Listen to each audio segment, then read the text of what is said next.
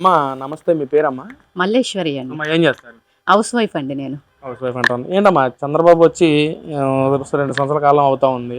ఎలా ఉంది మీలాంటి మహిళలకి చంద్రబాబు ఏదైనా ఉపయోగపరంగా చేస్తా ఉన్నాడు? అంటే మనం ఓటేసే ముందు మాకు ఈ నాయకుడు వస్తే మంచి చేస్తాడు అని చెప్పి ఓటేస్తాం. మరి మీరు అనుకున్నట్లుగా చంద్రబాబు ఏమైనా చేస్తున్నారా లేక విరుద్ధంగా ఏమైనా చేస్తున్నారమ్మా?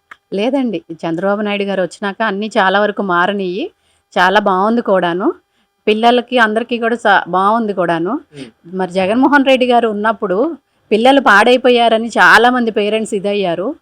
మా పక్కనే మాకు కొన్ని ఖాళీ ప్లేస్లు ఉంటే గంజాయి అంట్లోని పిల్లలు ఎలా చెడిపోయారనేది మేము చూసామండి. ఇప్పుడు మరి అవన్నీ ఏం కనిపించట్లేదు కదా.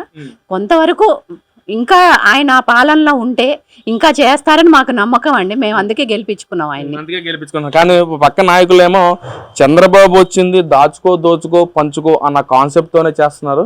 అసలు సామాన్యులు పట్టించుకునే ఉద్దేశం చంద్రబాబుకి లేదు అని చెప్పి అంటా ఉన్నారు. మరి దోచుకోవాల్సిన అవసరం ఆయనకి ఏంటండి? దోచుకోవాల్సిన అవసరానికి ఉంటే ఆయన ఇంత పోరాడి చెయ్యడు కదా. ఆయన జైల్లో ఉన్నప్పుడు అందరూ ఎంత శాంతియుతంగా చేసి ఆయన ఎలా తీసుకొచ్చుకున్నారో జనాలు చూశారు. నువ్వు కోర్టు కేసుకు వెళ్ళడానికి నీకు ఎంత భయంతో ఎక్కడ వాళ్ళకి కూడా జనాలను ఎక్కడ స్తంభింప చేసి నువ్వు బయలుదేరి వెళ్ళి వచ్చేటప్పుడు కూడా పాదయాత్రలాగా అన్నట్టు జనాలను వేసుకొని వస్తావు కానీ బయటికి నీ అంతటా నువ్వు రావడానికి లేదు.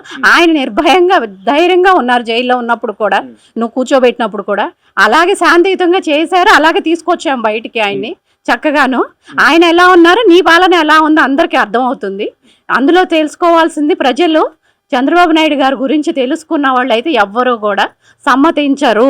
అది అంటే చంద్రబాబు నాయుడు గారు ఏదైతే సూపర్ 6 పథకాలని పెట్టారో అసలు ఆ పథకాలు అనేది ఎవరికి అమలు కావట్లేదు. గతంలో జగన్మోహన్ రెడ్డి ఉన్నప్పుడే నవరత్నాల పేరిట ప్రతి మహిళకి, ప్రతి ఇంటికి, ప్రతి విద్యార్థి కూడా పథకాలు అందించిన ప్రభుత్వం గొప్ప ప్రభుత్వం మాది వైసీపీ ప్రభుత్వం అంటా ఉన్నారు. మరి ఏం చెప్తారమ్మా మీరు దాని గురించి? పథకాలు నవరత్నాలు పెట్టాడు జగన్మోహన్ రెడ్డి, కరెక్టేనండి. కానీ ఎంతమందికి అందినాయి, అసలు ఎన్ని పథకాలు అందినాయి ఎవరికి తెలుసు? అది అందుకున్న వాళ్ళు 4 పథకాలే అందుకున్నావు అంటున్నారు కానీ అన్నీ అందుకోలేదు కదా. అయ్యి నిజంగా తెలిసిన వాళ్ళు అందుకున్న వాళ్ళు ఎవరినైనా ఓపెన్గా చూపించమనండి తీసుకొచ్చి వాటిని. ఆయన వచ్చి 2 ఏళ్ళు అయినా నువ్వు ఎంత పాడు చేసిన దాంట్లోంచి కొంచెం తీసుకొచ్చి ఇప్పుడు చేస్తున్నారు. ఇప్పుడు అన్నీ ఇంకా అమరావతిలో ఆయన ఎంత బాగు చేస్తున్నారు అనేది తెలుస్తానే ఉంది, కనపడుతుంది. ఇంకా 3 ఏళ్ళు ఉంది ఆయన పాలనలో. ఇవాళ ఎందుకు బురద చల్లటం, ఆయన ఏమి చేయట్లేదు చూడట్లేదని. 3 ఏళ్లలో ఆయన ఇంకా ఏం చేస్తారు అభివృద్ధి అనేది చూడగలిగిన వాళ్ళకి అర్థం అవుతుంది. అది ఏదైనా ఈ 2 సంవత్సరాల కాలంలో చంద్రబాబు చేసిన డెవలప్మెంట్ ఏది అని మిమ్మల్ని అడిగితే అసలు ఏం చెప్తారు మీరు? అమరావతి అండి ముందు డెవలప్ చేసింది ఆయన. రాగానే అమరావతి డెవలప్ చేయడం వల్ల వాళ్ళ ప్రజలు అక్కడ ఉన్న వాళ్ళందరూ చాలా సంతోషపడ్డారు. ఇప్పుడు కూడా మాకు బాగుందని అంటున్నారు వాళ్ళందరూ. నెక్స్ట్ పిల్లలకండి ఎడ్యుకేషన్ పరంగా అన్ని ఎక్కడ ఎలా రావాలో వాళ్ళకి అలా ఇస్తున్నారు. 3వది ఆయన రోడ్లు వేశారండి. మొన్న మధ్య అసలు రోడ్లు నడవాలంటే 5 ఏళ్లలో అసలు జనాలు ఎంత ఇబ్బంది పడ్డారో. ఇప్పుడు కొత్త రోడ్లు కాకపోయినా ఉన్నాటిని ఆయన ఎంతవరకు క్లియర్ చేసుకొచ్చారనేది అందరికీ తెలుసండి. దాని గురించి మళ్ళీ వేరే మనం ఏం చెప్పుకోవసరం. జనాలు నడిచేది తెలుస్తుంది కాబట్టి తెలుస్తుందండి. అది మరి ఏదైతే గత పాలకులు మాట్లాడుతున్నారు, అసలు తిరుమల తిరుపతి దేవస్థానంలో అసలు కల్తీయే జరగలేదు, సిబిఐ సిట్ విచారణ కూడా క్లీన్ చిప్ ఇచ్చినా సరే చంద్రబాబు రాజకీయం కోసమే చేస్తానని చెప్పి అంటున్నారు. ఏంటి ఒక హిందువుగా అసలు మీ అభిప్రాయం ఏంటి అసలు దాని గురించి? లడ్డు కల్తీ అనేది కంపల్సరీగా జరిగిందండి జగన్మోహన్ రెడ్డి గారి పాలనలో, కంపల్సరీగా జరిగింది. ఎందుకంటే అందరం అప్పుడు వెళ్ళాం ఇప్పుడు వెళ్ళాం. ఇప్పుడు లడ్డు తినే టేస్ట్కి అప్పుడు దానికి పర్ఫెక్ట్గా అందరికీ అర్థమైపోయిందండి. అది ఏ మాత్రం ఎక్కడ కల్తీ జరగలేదంటానికి లేదండి, కల్తీ జరిగింది. జగన్మోహన్ రెడ్డి గారి పాలనలో కల్తీ జరిగింది లడ్డు కంపల్సరీగా. అది ఇప్పుడు జనాలు అందరూ, మేము చాలా మంది దగ్గర ఉన్నాం. మేము మొన్న సేవకి వెళ్ళినప్పుడు కూడా అందరూ లడ్డు మారింది అని అందరూ చెప్తున్నారండి. ఇప్పుడు బాగుంది లడ్డు, ఇప్పుడు బాగుందని చాలా మంది చెప్పారండి. మాకు ఇక్కడ కూడా అందరూ చాలా మంది చెప్తున్నారనమాట. ఇప్పుడు ఆయన మార్చారండి. బురద చల్లటానికి జల్లేవాళ్ళు చల్లుతారు, ఆయన అడ్డం పెట్టుకోవాలి. దేవుని అడ్డం పెట్టుకోవాల్సిన అవసరం ఎవరికీ ఉండదండి.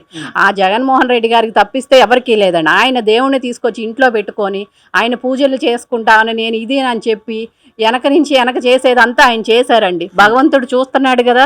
స్వామి తిరుమల తిరుపతి ఒకప్పుడు చంద్రబాబు నాయుడు గారి మీద బాంబు పేల్చారండి అక్కడ అలిపిరిలో.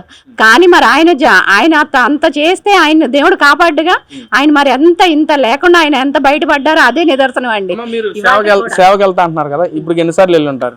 మేము ఇప్పుడు 3 సార్లు వెళ్ళామండి. 3 సార్లు కూడా గత ప్రభుత్వంలో అయితే వెళ్ళలేదండి. మేము 5 ఏళ్ల క్రితం వెళ్ళామండి. మళ్ళీ మొన్న 2 సార్లు వెళ్ళామండి ఈ ప్రభుత్వం వచ్చినాక. అప్పటికి ఇప్పటికి చాలా బాగుందండి అసలుకి. పక్కన కూటమి ప్రభుత్వం వచ్చిన తర్వాత అక్కడ ఏదైతే క్రమశిక్షణ పరంగా అసలు తగ్గిపోయింది. మా ప్రభుత్వంలో తిరుమల తిరుపతి దేవస్థానం కానీ మిగతా హిందూ ఏదైతే గుళ్ళు ఉంటాయో హై లెవెల్లో నిలబెట్టాము, చంద్రబాబు వచ్చిన తర్వాత మొత్తం డౌన్ అయిపోయింది అంటున్నారు. మరి ఏంటమ్మా మీరు సేవకి వెళ్తున్నానని చెప్పి అంటున్నారు తిరుమలకి, ఏం చెప్తారు మీరు దాని గురించి అక్కడ పరిస్థితిని? చంద్రబాబు నాయుడు గారు వచ్చినాకండి ముందు తిరుపతి దేవస్థానం అనేది పడిందండి. చెప్పాలండి బయట వీధుల్లో కూడానండి ఎంత నాసిరకంగా ఉంటుందని భక్తులు అందరూ చెప్పేవాళ్ళు అనమాట అండి. జగన్మోహన్ రెడ్డి గారి పాలనలో ఉండగానే అసలు ఇప్పుడు చాలా ఎక్కడికక్కడ అండి ఫెసిలిటీగా ఉంది. ముందు మనుషులు మామూలు వాళ్ళు ఉండటానికి కూడా ఎక్కడికక్కడ అంత అభివృద్ధి జరిగింది. మేము మొన్నటి రీసెంట్గా 3 నెలల క్రితం వెళ్ళామండి సేవకి. చాలా అసలు మేము సేవ చేయడానికి ఇబ్బంది పడలేదండి, భక్తులు కూడా ఇబ్బంది పడలేదండి. ఎక్కడ కూడా ఫ్రీ దర్శనాలు ఉన్నవాళ్ళు ఇంతంత టైముల్లో ఉండి ఇలా వస్తున్నారు కదా, మీకు తెలుసు కదా ఎలా వస్తారంటే స్వామి కోసం వస్తున్నామమ్మా, మాకు ఇది ఏముంది ఇబ్బంది అని అన్నారండి. ఎక్కడికక్కడ ఫెసిలిటీస్ ఏమి ఎక్కడ మనుషులు ఇబ్బంది పడకుండా ఉన్నాయండి. ఎక్కడ కూడాను చూడగలిగిన వాళ్ళకి తెలిసిద్దండి. అది బురద జల్లే వాళ్ళకి అది ఎట్లయినా బురద జల్లుతారనమాట. అది అండి పరిస్థితి అక్కడ. అమ్మాయి మరి మీరు హౌస్ వైఫ్ అంటా ఉన్నారు, మీ ఫ్లాట్ల పక్కన కానీ మీ ఇళ్ల పక్కన కూడా కొంతమంది మాట్లాడుతుంటారు. చివరికి అంటే ఈవినింగ్ పూట అందరూ కూర్చుంటూ ఉంటారు. మరి అనుకుంటారు ఏంట్రా చంద్రబాబు చంద్రబాబు ఇలా చేస్తున్నారంటే గతంలో జగన్మోహన్ రెడ్డి బాగుండేదేమో, లేదా చంద్రబాబు ఇలా చేస్తే బాగుంటుందేమో అన్న ఏదో మాట్లాడుకుంటూ ఉంటారు. మరి ఏం చెప్తున్నారు మీ ఇంటి పక్క చుట్టుపక్కల వాళ్ళు ఏం చెప్తున్నారు ఈ ప్రభుత్వం గురించి? చెప్పడానికండి అందరూ ఉంటారు, అన్ని చోట్ల అందరూ ఉంటారండి. అన్ని వాళ్ళు ఎవరికి తోచింది వాళ్ళు చెప్తా ఉంటారు. కానీ నిజాన్ని మన పాలనలో మనకి ఎలా జరుగుతుంది, మన పిల్లలకి ఎలా జరుగుతుంది, వ్యాపారం చేసుకునే వాళ్ళకి ఎలా జరుగుతుంది, ఉద్యోగాలకు వెళ్ళే వాళ్ళకి ఎలా జరుగుతుంది అనేది వాళ్ళకి మాత్రమే తెలుస్తుంది. ఊరికనే కూర్చునే వాళ్ళకి ఏం తెలుస్తుందండి? ఏదో వాళ్ళు వీళ్ళు వార్తల్లో చూసినవి వాళ్ళు వీళ్ళు మాట్లాడినయే చెప్తారు. కానీ వాళ్ళంతటి వాళ్ళు వెళ్ళి చూడరుగా, చూస్తే తెలుస్తుందండి. మెయిన్ ముందుగా తెలుస్తుంది వ్యాపారం వాళ్ళకి, ఉద్యోగం వాళ్ళకి, పిల్లలకి బాగా అర్థం అవుతుందండి. ముందు పిల్లలకి బాగా అర్థం, యువతలకి బాగా అర్థం అవుతుందండి అది ఎలా ఉన్నది అనేది. రేపొద్దున భవిష్యత్తు కూడా ఎలా ఉంటుంది అనేది వాళ్ళకి అర్థం అవుతుందండి. దాని గురించి అయితే చెప్పాలంటే మా సార్ బిజినెస్ చేస్తారండి, షూ మార్ట్ అండి మాది. సార్ కూడా కలిసే ఉంటారు, మరి సార్ కూడా చెప్తూ ఉంటారు. మరి సార్ ఏం చెప్తారు? మరి సార్ చెప్తారండి. మా బిజినెస్ దగ్గరికి వచ్చేవాళ్ళు కొంతమంది ఏమంటారంటే, కొంతమంది ఈయన ఉంటేనే బాగుంటుంది, అవతల వాళ్ళు తెలిసి కూడా వాళ్ళు ఏం చేస్తారంటే ఒక చంద్రబాబు నాయుడు గారు ఉంటే బాగుంటుందండి, కొన్ని రకాలుగా బాగుంటుంది, కానీ అందరూ మారితే బాగుంటుందని చెప్తారని ఆయన అంటారండి. అది మరి ఫైనల్ గా రేపు జరగబోయే 29 ఎలక్షన్స్ లో కంటే జగన్మోహన్ పాదయాత్ర చేస్తా అంటున్నారు. మరి గతంలో ఆయన ఇచ్చిన మేనిఫెస్టో ప్రకారం ప్రతి మహిళకి పూర్తిగా మద్యపాన నిషేధం చేసిన తర్వాతే వచ్చి ఓట్లు అడుగుతానని చెప్పి అన్నారు. మరి పసుపు కుంకుమ కింద మరి మద్యపాన నిషేధం జరిగిందా ఏంటి? మీ అభిప్రాయం ఏంటి? ఒకవేళ జగన్మోహన్ రెడ్డి గారు మీ దగ్గరకు వచ్చి అమ్మ నాకు ఓటేయమ్మా అంటే అసలు మీరు ఏ విధంగా సమాధానం చెప్తారు? అసలు మేము మద్యపాన నిషేధం అనేదండి జరగని పని అండి అది.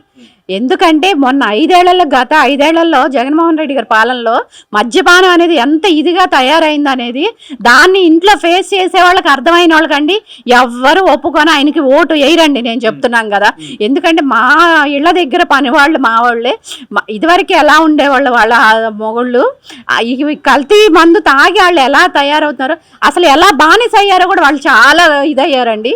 దానికి తెలిసిన వాళ్ళు అయితే ఎవ్వరూ ఆయనకి ఓటు వేయరండి. రేపు జరగబోయే 29 ఎలక్షన్స్ లో మహిళలే నన్ను పెద్దపేట వేసి గెలిపించడానికి సిద్ధంగా ఉన్నారు. అసలు జగన్మోహన్ రెడ్డి ఎక్కడ రోడ్డు మీద వెళ్ళినా సరే తండోపతండాలుగా జగన్ చూడటానికి వస్తా ఉన్నారు. జనంలో జగన్ క్రేజ్ బాగా పెరిగిపోయింది అంటున్నారు. మరి అది నిజం కాదా? లేదండి, 3 ఏళ్ల పాలనలో అయ్యేసరికి ఎన్నో మార్పులు జరగచ్చండి.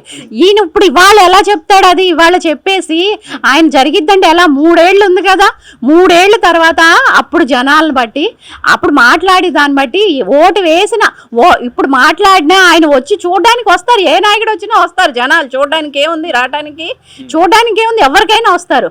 ఓటు వేసినాక ఆ ఓటు ఎవరికి వేస్తున్నారు ఎవరికి తెలిసిద్దండి? అది ఓటు వేసి నువ్వు గెలిచినాక మాట్లాడాలండి ఆ మాట, అంతేగాని ఏదైతే చంద్రబాబు నాయుడు ఏదైతే గెలిచారు 154 సీట్లతో దానిలో ఈవీఎం ట్యాంపరింగ్ జరిగింది అంటున్నారు. మరి మీ అభిప్రాయం ఏంటి?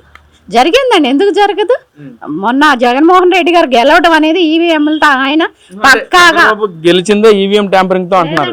లేదండి, చంద్రబాబు నాయుడు గారు అట్లా చెయ్యరు.